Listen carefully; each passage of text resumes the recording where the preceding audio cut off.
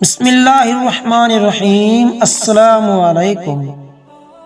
بسا اوقات رسول اللہ صلی اللہ علیہ وسلم اپنے اصحاب کا امتحان فرماتے تھے، ان کے ذوق میں ترقی کے لیے اور ان کی ذہنی صلاحیتوں کو مزید جلا بخشنے کے لیے ان سے کسی چیز کی مثال دے کر دریافت کرتے تھے، جیسے بخاری شریف میں متعدد بار آنے والی درج الحدیث عبداللہ بن عمر رضی اللہ تعالیٰ عنہ سے مروی ہے کہ رسول اللہ صلی اللہ علیہ وسلم نے اپنے اصحاب سے فرمایا کہ ایک درخت ہے جس کے پتے نہیں گرتے اور وہ مسلمان کی طرح ہے، مجھے بتاؤ وہ کون سا درخت ہے؟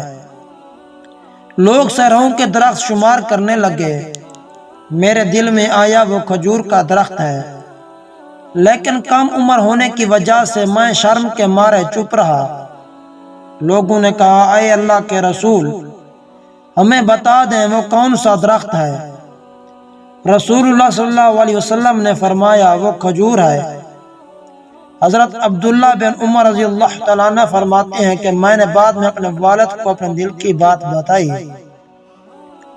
تو انہوں نے فرمایا، اگر تو اپنے دل میں آنے والی بات کہہ دیتا تو مجھے فلاں چیز سے زیادہ محبوب ہوتی۔